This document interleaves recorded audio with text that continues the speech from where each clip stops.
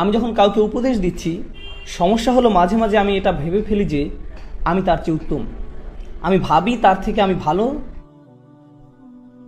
তাই তার আমার উপদেশের দরকার।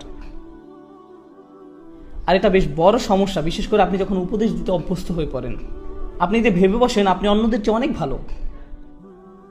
শুনুন, আমার কাছে এই মাইক আছে, 18টা ক্যামেরাম্যান আমার দিকে ক্যামেরা তাক করে রেখেছে, কিন্তু এসবের কোনো মূল্য আমার কাছে নেই।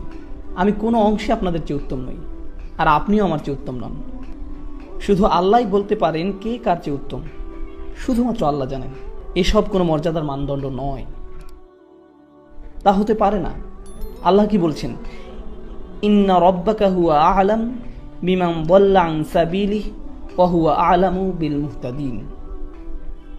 আপনার রব, তিনিই একমাত্র জানেন কে পথ হারিয়েছে, কে পথ ভ্রষ্ট হয়েছে সঠিক পথ থেকে। আল্লাহ ভালো জানেন আমি বিপথে আছি না আপনি। আমি তো এটাও জানি না আমি নিজে সঠিক পথে আছি কিনা, এতটুকু জ্ঞান আমার নেই। আপনাকে পথ নির্দেশনা দেওয়ার আগে আমার বুঝতে হবে আল্লাহ একমাত্র জানেন আমার মর্যাদা কতটুকু। আল্লাহ একমাত্র জানেন আমার মর্যাদা কতটুকু, আমার আসল অবস্থান কোথায়। তো আমাকে আল্লাহর সামনে নত থাকতে হবে অন্য কাউকে উপদেশ দেওয়ার আগে। আমি কখনো বলি না সুবহানাল্লাহ, এই লোকগুলো পুরোপুরি বিভ্রান্তির মধ্যে আছে, আমার এদেরকে সাহায্য করতে হবে। এটা ভাববার আগে একটু থামুন, আমি তো নিজের অবস্থান কোথায় তাও জানি না। আর দ্বিতীয়ত, যখন কাউকে উপদেশ দিচ্ছেন অথচ তারা আপনার কথা শুনছে না, তারা সেভাবে পরিবর্তিত হচ্ছে না যেভাবে আপনি চাইছেন, তাদের কোনো রূপান্তর দেখা যাচ্ছে না, এর মানে কিন্তু এই না যে তারা পথভ্রষ্ট। হয়তো কোনো বীজ বেড়ে উঠছে কিন্তু আপনি তা দেখতে পাচ্ছেন না। তবে আল্লাহ জানেন ভিতরে কি হচ্ছে, আমরা শুধু জানি বাহিরে কি হচ্ছে। আর বাহিরেরটা দেখি আমরা অধৈর্য হয়ে পড়ি, আর ভিতরে কি হচ্ছে সে ব্যাপারে কোনো খেয়াল করি না। আর আপনাদের প্রতি এটা আমার শেষ মন্তব্য, এই কথা দিয়ে আজ শেষ করতে চাই, কারণ এটা এই উম্মতের সবচেয়ে গুরুত্বপূর্ণ সমস্যাগুলোর একটি। আজকের এই উম্মতের সবচেয়ে বড় সমস্যা হলো জ্ঞানের অভাব। এই অভাবের উপস্থিতি বোঝা যায় যখন আমরা বাহ্যিক দিক দেখে ব্যতিব্যস্ত হয়ে পড়ি, অথচ অন্তর্গত বিষয়গুলো নিয়ে ভাবি না। এমনকি ইসলামিক কর্মকাণ্ডেও না। একটা ছেলে খুব ভালো কারণ সে সম্পূর্ণ কোরআন মুখস্থ করে ফেলেছে, কিন্তু এটা তো বাহ্যিক বিষয়। একজন ভালো মানুষ সেই যার অনেক ইলম আছে, এটাও তো বাহ্যিক বিষয়, অন্তর্গত বিষয় নয়। আপনার অনেক ইলম থাকা সত্ত্বেও আপনি একজন জঘন্য মানুষ হতে পারেন, এটা সম্ভব, তাই না? আপনি হতে পারেন একজন হাফিজ, কিন্তু আল্লাহ আর রাসূলের ব্যাপারে আপনি এক বিন্দু পরোয়া করেন না। সম্ভব এটা? অবশ্যই। কেউ হাফিজ হলেই যে সে ভালো মানুষে পরিণত হয় এমনটা নয়। হিফজ খুবই গুরুত্বপূর্ণ, আমার সন্তানরাও হিফজ চর্চা করে, কিন্তু হিফজ এই সমীকরণের খুবই ক্ষুদ্র একটা অংশ। আমাদের আগে অন্তরের সমস্যা দূর করতে হবে, এটাই সবচেয়ে গুরুত্বপূর্ণ বিষয়। অন্য সব কিছুর চাইতেও এর গুরুত্ব বেশি। কিছু মানুষ বলে যতক্ষণ না তোমার অনেক ইলম অর্জন হবে তুমি আল্লাহর কাছে কিছুই না। আমি তাদের বলি আমি জানি না আপনি কোন কোরআন পড়েছেন, কারণ এটা সেই কোরআনের শিক্ষা নয় যেটা আমি পড়েছি, এটা সেই কোরআনের বাণী নয়। রাসূলুল্লাহ সাল্লাল্লাহু আলাইহি সাল্লাম কোরআন তেলাওয়াত করছিলেন, আর সে সময় কিছু জিন সে পথ দিয়ে যাচ্ছিল। আপনারা জানেন গল্পটা? রাসূল সাল্লাল্লাহু আলাইহি সাল্লাম কোরআন পড়ছিলেন আর কিছু জিন সে পথ দিয়ে যাচ্ছিল। তারা যখন কোরআন শুনতে পেল তখন বলল, এই চুপ, এটা কি শুনতে পাচ্ছি। যখন সম্পূর্ণ তেলাওয়াত শেষ হলো তারা তাদের জাতির নিকট ফিরে গেল এবং দাওয়াত দিতে শুরু করলো। কতটুকু সময় ধরে জিন জাতি কোরআন শুনেছিল? কয়েক মিনিট। তারা কি তাফসিরের উপর কোনো ডিগ্রি পেয়েছিল কোনো ডিগ্রি? তারা তাজবিদের ইজাজা পেয়েছিল কোনো প্রতিষ্ঠান থেকে? এই জিনেরা কোরআন শিখেছিল কতক্ষণের জন্য?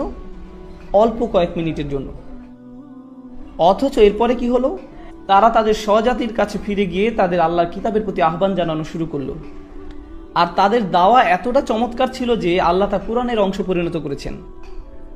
আমরা এই কোরআনেই তাদের উক্তি পেয়েছি। এই জিনেরা কে উলামা, ফুকাহা? না, এরা সাধারণ জিন, তাদের প্রজাতির সাধারণ সদস্য।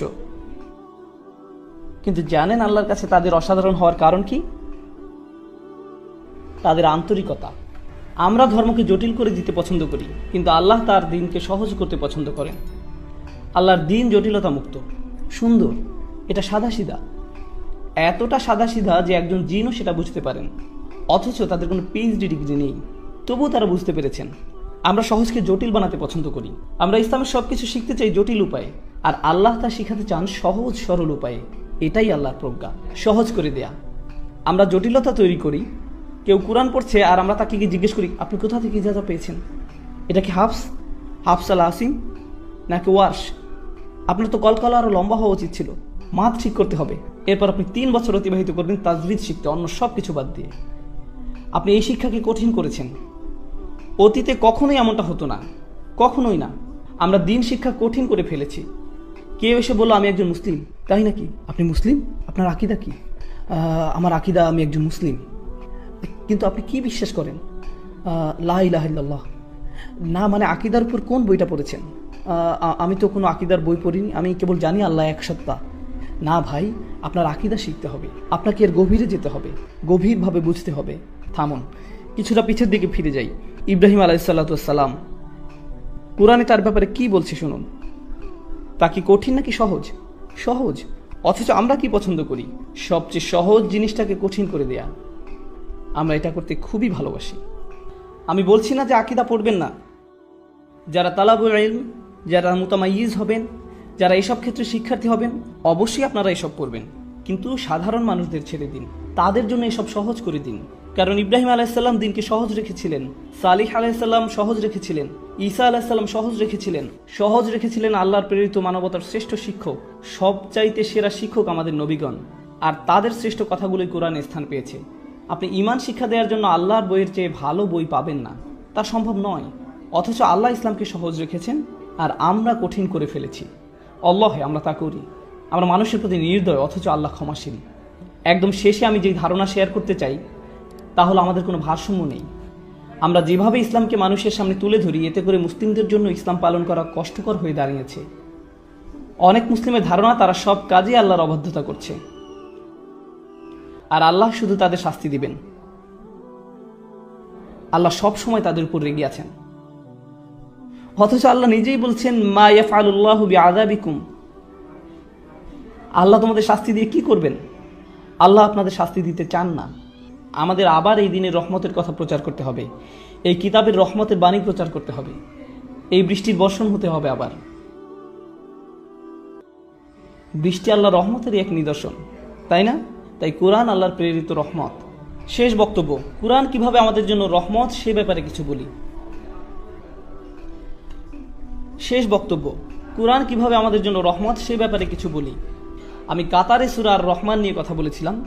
এখানে শুধু একটা জিনিস শেয়ার করব, শুধু একটা বিষয়। আজকে ফিরে যাওয়ার সময় এই কথাটা ভাবতে থাকুন।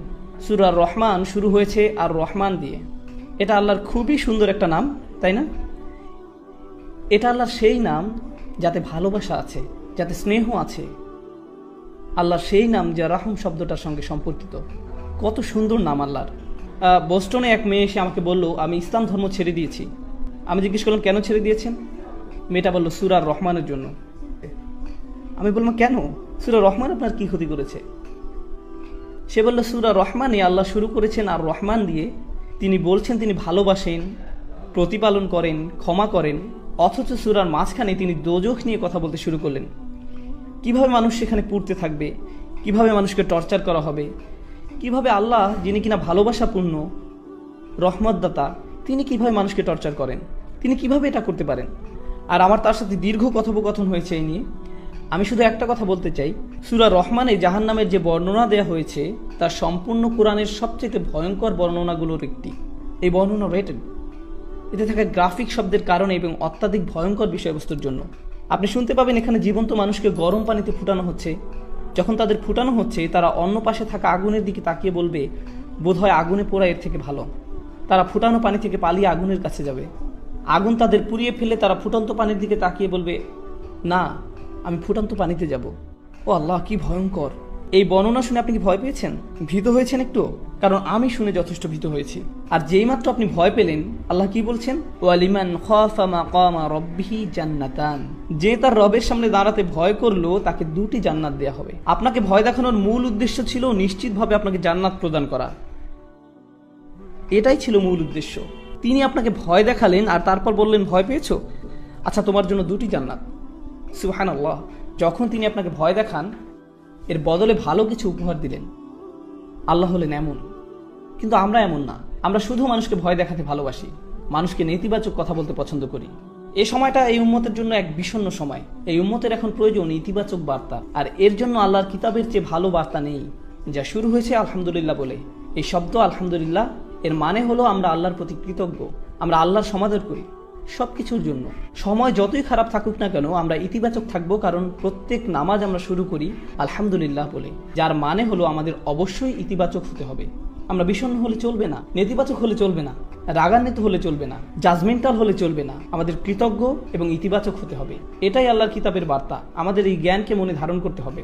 আমি দোয়া করি আল্লাহ আজ্জা ওয়া জাল্লা আমাদের উপকৃত হওয়ার এবং অন্যদের উপকার করার ক্ষমতা দিন তার কিতাবের প্রজ্ঞা হতে। আর আমি দোয়া করি যেন আল্লাহ সকলকে এই যোগ্যতা দিক যাতে আমরা অন্যদের জন্য দৃষ্টান্ত হতে পারি এই কিতাবের বাণী তুলে ধরার ক্ষেত্রে, নবী সাল্লাল্লাহু আলাইহি সাল্লামের রেখে যাওয়া সুন্নাত প্রতিষ্ঠার ক্ষেত্রে।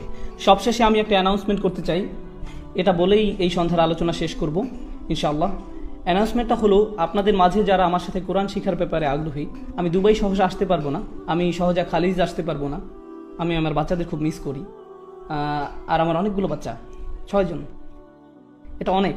আমি জানি এখানে কেউ কেউ ভাবছেন হ্যাঁ আমার তো 12টা আছে, তবে আমার জন্য 6টা অনেক। আর আমেরিকাতে এটা বিশাল সংখ্যা। আমরা সবাই পার্কে গেলে মানুষ বলে সবগুলো আপনার বাচ্চা? হ্যাঁ সবগুলোই আমার। আপনার তো একা একটা গোষ্ঠী। আমি বলে হ্যাঁ আমার ভাই। তো আমি আমার সন্তানদের খুব মিস করি, তাই বাসায় থাকতে চাই, আমি বাসায় থেকেই কাজ করতে চাই। তবে এর মানে এই না যে আমি আপনাদের কোনো উপকারে আসবো না। আপনি যদি আমার কোনো কাজ থেকে উপকার পেয়ে থাকেন, তা সম্ভব হয়েছে কারণ বেশিরভাগ জিনিসই যা আপনি আমাকে করতে দেখেছেন তা এখানে হয়নি। আমি কাজটা করেছি টেক্সাসে বসে, আর সেখান থেকে আপনাদের দ্বারে পৌঁছাতে চেষ্টা করেছি। আমি এটাই করতে চেয়েছি। আমি 2টি কোর্সের কথা বলবো, বিশেষ করে এখানে থাকা তরুণদের জন্য আমি 2টা কোর্সের সুপারিশ করব। আপনি যদি আমার কাছে এই 2টি কোর্স স্টাডি করেন তাহলে এটা আপনার কোরআন বোঝার ক্ষেত্রে একটা সুন্দর সূচনা তৈরি করে দিবে। শুধু এই 2টি কোর্স। প্রথম কোর্সটা হলো ডিভাইন স্পিচ। এটা ইউটিউবে নেই, ইউটিউবে 1-2টা ভিডিও থাকতে পারে এ সম্বন্ধে, তবে সম্পূর্ণ কোর্সের নাম ডিভাইন স্পিচ। দ্বিতীয় কোর্স হলো কোরআন ফর ইয়াং অ্যাডাল্টস। প্রথম কোর্স কি ছিল? Divine speech. দ্বিতীয় course Quran for young adults. আমি এই 2টি কোর্স করার পরামর্শ দিচ্ছি, বিশেষ করে এখানে অল্প বয়স্ক যারা আছে তাদেরকে। যেসব পরিবারে যাদের বাচ্চা 10-12 বছর বয়সের, তারা এই 2টি কোর্সই শুরু করতে পারবে। পরিবারের সকলে মিলে কোর্সটা করুন, একটা মজবুত ভিত তৈরি করে দিবে কোরআন শিক্ষায় প্রবেশের আগে ইনশাআল্লাহ। কারণ আপনার একটা ছোটোখাটো সূচনা দরকার গভীরে যাওয়ার আগে। এটাই হলো ডিভাইন স্পিচ আর কোরআন ফর ইয়াং অ্যাডাল্টস এর উদ্দেশ্য। আমি একটু বলে দিই ডিভাইন স্পিচে কী নিয়ে কথা বলা হয়। মানুষ জিজ্ঞেস করে আল্লাহ কোরআনে নিজেকে আমরা বলে সম্বোধন করেন কেন? জিজ্ঞেস করে কোরআনের সূরাগুলো ভিন্ন ভিন্ন অর্ডারে সাজানো কেন? জিজ্ঞেস করে কোরআনের বিষয়বস্তু ঘন ঘন পরিবর্তিত হয়ে যায় কেন?